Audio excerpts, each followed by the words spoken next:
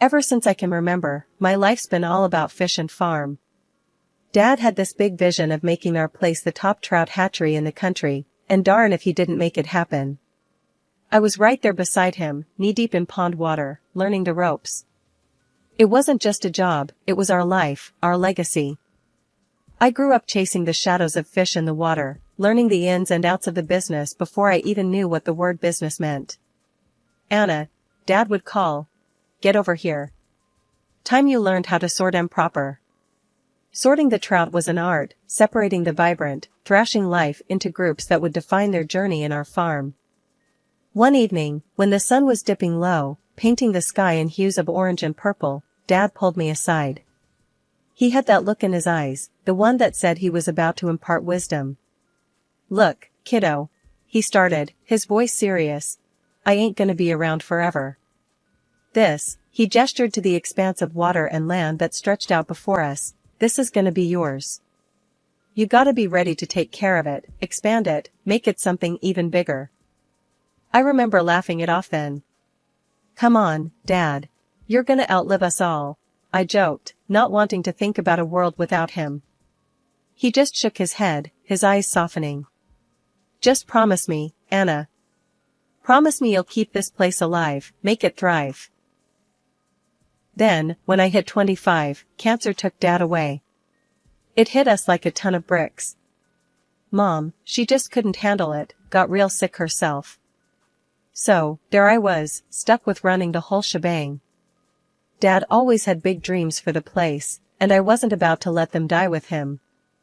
He'd talked about branching out into ornamental fish and even starting up a livestock bit, considering all the land we had. Sounded like a plan, but with Mom sick and the farm needing all hands on deck, my dreams had to take a back seat. I hired a few folks to help out with the heavy lifting. Running a fish farm's no joke. There's the feeding, the cleaning, making sure everything's running smooth. It's a never-ending cycle of work, but someone's gotta do it. Late nights, I'd find myself by the pond, just staring at the water, thinking about Dad. He wanted this life for me, but man, it was tough going it alone. "You got this, girl," he'd say if he could see me now, trying to juggle it all. But those moments of missing him, they couldn't last long. There was always something needing doing. Workers to oversee, fish food to buy, tanks to clean, and not to mention looking after Mom. She was a fighter, but this had knocked her down hard. It wasn't easy, keeping things afloat. But I was determined. Dad had built something amazing here, and I wasn't about to let it sink on my watch. "We're doing this, Dad," I'd whisper to the night air. "I'm not letting your dream die. I'm not one for the glitz and glam, give me muddy boots and Dawn's first light over a fancy dress any day." But when the invite came for that charity dinner, something inside me whispered, why not? Maybe it was the endless days cooped up with fish and feed, or Mom's soft encouragement from her sickbed, her way of saying, "Live a little, honey." So, I swapped my overalls for the only decent dress I owned and stepped into a world so far removed from my own. The dinner was a whirlwind of faces and small talk, a sea of glitter and fake smiles that I navigated with polite nods. Then, out of nowhere, these two brothers, Jake and Chris, crashed into my world. They were like a gust of fresh air in a stifled room, with their easy laughs and lack of pretense. "Never thought I'd meet a genuine fish farmer here," Jake said, his grin infectious, as we stood awkwardly by the buffet. "Yeah, well, I'm rethinking my life choices as we speak," I shot back, unable to suppress a smile. His brother, Chris, chuckled, his camera never far from his hand, capturing every moment as if it was gold. Their jokes were simple, their demeanor unpolished, and suddenly, I didn't feel so out of place. When Jake asked about the farm, his curiosity seemed genuine, a rarity in these circles. "So, what's the big deal with fish farming? Sounds fishy to me," he joked, and I found myself laughing more freely than I had in months. His interest didn't wane as the night went on. Instead of boring me with tales of their online escapades, Jake listened intently as I spoke of my dreams for the farm, of the weight of my father's legacy on my shoulders. When I let slip about the farm's turnover in a moment of unguarded pride, his eyes lit up, not with greed, but with what I took for admiration. Damn, that's impressive. You're doing something right, huh? His words were like a balm, soothing the constant worry that I was failing my family. When he suggested visiting the farm, I surprised myself by agreeing. Watching him and Chris wander through the hatcheries, their laughter bouncing off the water, something in me shifted. Jake's excitement at everything, from the most mundane task to the intricate details of fish breeding, felt like a validation of everything I'd been striving for. You know, I could get used to this, Jake said, his hand brushing mine as we stood watching the sunset over the pond. His voice held a warmth that made my heart skip. It was crazy, all of it, but for the first time in a long while, I felt a spark of something new, something thrilling. Mom, ever the voice of reason, didn't share my enthusiasm. Be careful, dear. Men like him, they don't settle well with our kind of life. It's too real for them, she warned, her voice frail but filled with concern. I wanted to believe her, I did. But Jake's promises, his vows to stand by me, to embrace the farm life, they wove a spell I desperately wanted to cling to. He's different, Mom. He wants this, us, more than anything else, I defended, my voice laced with a hope I hadn't felt since Dad passed. Our wedding was a simple affair, a celebration of love amidst the backdrop of our life's work. Chris filmed it all, his camera capturing the raw, unfiltered joy of two worlds colliding. The farm, with its endless skies and the gentle lull of water, bore witness to our vows. It was perfect, despite the nagging doubt that occasionally whispered, "What if Mom's right?" Life on the farm took a new turn when Jake moved in. Initially, his enthusiasm seemed genuine. He'd wander around with his camera, capturing every mundane task as if it were a spectacle. But as days turned into weeks, the facade began to crumble. "Hey, babe, watch this," he'd call out, gesturing for me to redo a task, just so he could get a better angle. It was all for show. The reality hit hard one afternoon as I was knee-deep in pond maintenance, and Jake was nowhere to be found. I spotted him eventually, lounging under the shade of an old oak, phone in hand, lost to the world. Marching over, I couldn't hide my frustration. "Thought you were gonna help today. These ponds don't clean themselves, you know." He looked up, a lazy smile spreading across his face. I am. Just taking a little break. Gotta keep the fans updated, right? It was the same excuse every time. His help was minimal, his interest fleeting unless it served his online persona. Even when he did pitch in, it was half-hearted, his efforts more a hindrance than a help. I remember the first time I tried to teach him about the feed ratios for the trout. "So, you gotta make sure it's precise. Too much and you're wasting feed, too little and they won't grow right," I explained, handing him the scoop. He took it, nodding, but his attention was elsewhere. "Got it. But hey, wouldn't it be cool if we did a dramatic feeding frenzy video? Imagine the views on that." The seriousness of our work, the balance of life in our hands, reduced to mere content for views.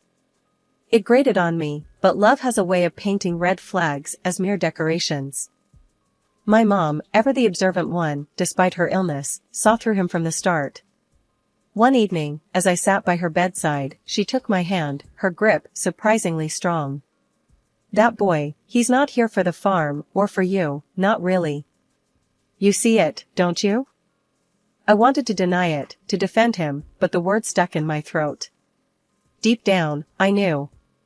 Yet, acknowledging it felt like admitting a defeat I wasn't ready to face. After yet another day, where his promise to help turned into hours of him fiddling with his phone, I had enough. "Jake, I really need you to actually help around here. Not just for show," I said, the annoyance clear in my voice as I wiped the sweat from my brow. The farm wasn't a playground, it was hard work, and I was doing it all. He paused, something in his expression shifting. For a moment, I thought maybe he finally got it. "Look, I know I haven't been all hands-on with the farm stuff," he started, his tone surprisingly serious. His eyes flicked to his brother, who was leaning against the barn door, watching us. "But how about I handle the finances, huh? Take that load off you?" His brother nodded, almost imperceptibly, but I caught it. A silent conversation seemed to pass between them, one I wasn't privy to. It gave me pause, but the sheer thought of having one less thing on my to-do list was tempting. "You sure you're up for that?" I asked, skepticism heavy in my voice. Managing the books wasn't glamorous work, but it was critical to keeping the farm afloat. "Yeah, babe, I got this. Trust me," Jake said, with a confidence that didn't quite reach his eyes. His brother pushed off from the door and added, "Jake's got a head for numbers. You won't regret it." Maybe it was the exhaustion talking, or the part of me that still wanted to believe in the man I married, but I agreed. "All right, you take over the finances." "But Jake, this is serious. We can't afford any mistakes." He nodded eagerly, almost too eagerly. "You got it. I'll take care of everything. You won't have to worry about a thing." 6 months into our marriage, Jake hit a rough patch with his vlogging. Views were down, and so was the money. One evening, he dropped the bombshell. "Babe, I gotta head to the city, figure some stuff out with my brother. The channel's tanking," he said, not even looking up from his phone. I was slicing vegetables for dinner, and I paused, knife in midair. "And what about the farm? What about us?" My voice was calm, but inside, I felt a storm brewing. He shrugged, packing his camera gear with more care than he'd ever shown our life together. "It's just for a while. You can handle things here, right?" I nodded, tight-lipped. Deep down, I knew I could handle the farm, I always had. But watching him walk out that door, I felt a loneliness clamp down on me, cold and unforgiving. Not 2 weeks later, Mom's health took a nosedive. She had been my rock, and now she was slipping through my fingers. When she passed, I was a mess. I called Jake, desperate for a shred of comfort. "Jake, Mom's gone. I need you." I sobbed into the phone. There was a pause, and then, "Babe, I'm swamped. The city's buzzing, and we're onto something big. I can't just drop everything." His words hit like a slap. Too busy. For his own wife's grief. I hung up, the phone slipping through my numb fingers. 3 agonizing months later, Jake decided to grace us with his presence. He strutted onto the farm as if he hadn't abandoned me, when I needed him most. "Look at this place. It's been too long. But hey, I've got news," he announced, a grin plastered on his face. I was in the middle of feeding the fish, my hands covered in muck. "News?" I echoed, not sure I wanted to hear what he considered important. "Yeah, found a new feed supplier. Cheaper, faster growth. We're gonna save a ton," he said, his eyes alight with what I assumed was a rare flicker of responsibility. I straightened up, wiping my hands on my apron. "We don't use chemicals, Jake. You know this. Our reputation is built on quality, natural growth." He waved me off, his excitement undimmed. It's just business, babe. We need to think about profits. Besides, I've got even bigger plans." That caught my attention. "Bigger plans?" He nodded, eagerly. "A massive event right here. Celebrities, influencers, the works. It'll put us on the map." I stared at him, disbelief and anger swirling. "An event? With all these people, and fireworks? Do you even understand what that could do to the fish, to the farm?" His face fell into a frown, his patience thinning. "It's decided, all right? It's gonna be epic." I watched, helpless, as the preparations began. Trucks rolled in, carrying equipment that had no place on a farm. Tents sprung up like mushrooms after rain, transforming the land into a foreign spectacle. As the day of the event dawned, the farm no longer felt like my sanctuary. It was invaded, overtaken by strangers with no care for the life we nurtured. The air buzzed with anticipation, a stark contrast to the usual serene mornings. Jake was everywhere, playing the gracious host, while I lingered on the sidelines, watching the chaos unfold. The fish ponds were off limits, but that didn't stop the occasional guest from wandering too close, their curiosity piqued by the very heart of our farm they knew nothing about. As evening approached, the concert began. Music vibrated through the air, an alien sound against the backdrop of nature. I watched from afar, my heart sinking with each beat. Then came the fireworks. Bright, loud, and utterly terrifying. I could only imagine the panic it caused beneath the water's surface, the home to our precious fish, now a battleground of noise and light. The fireworks had just fizzled out, leaving behind a smoky silence that hung over the farm like a bad omen. I was clearing up some of the mess left by the guests when I heard them, Jake and his brother, huddled together in the shadows, their voices low but charged with excitement. "That was epic, man. Did you see the views rolling in? Our channel's gonna explode after this," Jake boasted, his voice carrying a note of triumph that made my skin crawl. His brother chuckled, a greasy sound that filled the night. "Yeah, those clowns eat it right up. Fools, all of 'em. Easy as pie." I crept closer, hidden by the darkness, my heart pounding in my chest. This was the man I married, speaking so coldly, so calculatingly about the very people who supported him. Then their conversation took a turn, sending shivers down my spine. "So, about the farm," Jake's brother whispered, his voice barely audible. "You think she'll fall for it?" Jake snorted, a sound dripping with contempt. "Of course, she will. She's clueless, a complete fool. Just a little charm, and she'll sign whatever I put in front of her. Might not even have to forge it." They shared a low, conspiratorial laugh, and something in me broke. My mother's warnings, the doubts I'd pushed aside, all came crashing down in that moment. The next evening, at dinner, I faced them both. Jake, with his easy smile and lying eyes, and his brother, the silent accomplice. They exchanged quick glances, thinking I was none the wiser. I smiled back, a mask of complacency over my raging thoughts. "Dinner's great, isn't it? Hope the farm's growing on you, Jake," I said, my voice steady, betraying none of the turmoil inside. "Oh, it is. It's fantastic here, Anna. We're gonna do great things," he replied, reaching for my hand across the table. His touch, once comforting, now felt like a serpent's coil. His brother nodded, adding, "Yeah, we've got big plans. This place has so much potential." I withdrew my hand gently, still smiling. "I'm glad to hear it.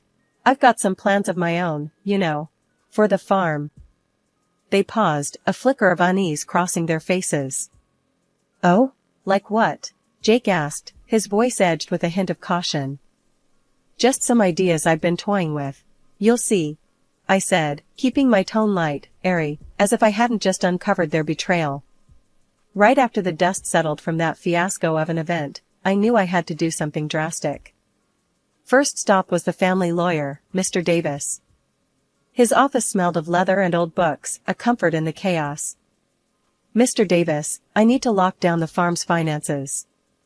Jake can't have access anymore," I said, straight to the point. He raised his eyebrows, peering at me over his glasses. "That serious, Anna? All right, let's get the paperwork started." Then, I did something I never thought I'd do. I hired a PI, a guy named Carl, who had a reputation for getting to the bottom of things. A week later, he laid it all out for me. Jake and his brother had been funneling money out of the farm, spending it on their wild ideas and pocketing the rest. My heart sank. I was furious, not just at them, but at myself, for letting it happen. Armed with evidence, I marched to the police station. Handing over the documents, I felt a mix of relief and dread. "They've been stealing from the farm," I told the officer, my voice steady, despite the storm inside. When Jake and his brother got picked up by the cops, Jake had the nerve to call me. "Anna, you gotta bail us out. It's a misunderstanding," he pleaded over the phone. I couldn't help but laugh. "Misunderstanding? I think it's pretty clear. Enjoy your stay," I replied, hanging up with a click. It felt like a weight lifted, but there was still work to do. I decided to go public with the whole mess. If Jake loved the spotlight so much, he was about to get it, just not in the way he wanted. I called up a local TV station and some of Jake's rival bloggers. "Come to the farm. See what his grand plans did," I told them. They came, cameras and all, capturing the aftermath of the event. Dead fish floated in the ponds, victims of the loud explosions and chaos. The smell was awful, a tangible sign of the damage done. Standing there, in front of the cameras, I told the story. This is what happens when fame and greed take over. This was our livelihood, and they nearly destroyed it for views. The backlash was immediate. The internet exploded with the truth of their actions, showcasing the dead fish, the ruined farm. Cartoonists had a field day with the brothers, turning them into caricatures of greed and folly. Jake's channel? It tanked, losing followers faster than a sinking ship sheds cargo. Advertisers pulled out, not wanting to touch him or his brother with a 10-foot pole. I wasn't done, though. Fueled by rage and a need for justice, I filed for divorce and slapped them with a lawsuit for every penny they cost me and the farm, tallying up to a cool $1,500,000. It felt like declaring war, but for the first time in months, I felt like I was finally fighting back. Riding the wave of support, I started my own YouTube channel. It wasn't about revenge. It was about reclaiming my story, my family's legacy. Surprisingly, or maybe not so much, people rallied around me. Subscribers poured in, eager to see the farm's comeback story unfold. Jake tried to weasel his way back in, calling, texting, showing up with lame apologies. "Babe, let's talk about this. We can fix it," he'd plead, but I was done. Done with lies, done with him. I had a farm to rebuild and a future to secure. The court's decision was the final nail in the coffin of their schemes. The judge awarded me $1 million in damages. Watching Jake and his brother scramble to pay up, on top of facing charges for attempted fraud, was more satisfying than I'd like to admit. They were finished, professionally and publicly. The verdict was clear, they were frauds, and everyone knew it. In the end, they lost everything, their followers, their credibility, and any respect they might have had. The sun was just peeking over the horizon, casting a soft golden light over the farm, now bustling with life and more vibrant than ever. Standing by the fence, I watched the new day dawn, feeling a sense of peace I hadn't felt in a long while. Mike, my oldest employee, walked up, a coffee mug in each hand, and handed me one. "Mornin', Anna. Looks like it's gonna be a good day." I took a sip, the warm bitterness of the coffee grounding me. "Yeah, it does. We've come a long way, haven't we?" He nodded, leaning on the fence beside me. "Sure have. Never thought I'd see this place lookin' this lively again. Those ornamental fish tanks are something else." Laughing, I glanced at the gleaming tanks filled with vibrant colors, a far cry from the traditional trout ponds we were used to. "They're beautiful, aren't they? And profitable too. Who would have thought?" Mike chuckled. "You did. That's who. Always knew you had a vision for this place. More than just trout and feed." The conversation shifted as we discussed the day's tasks when my phone buzzed.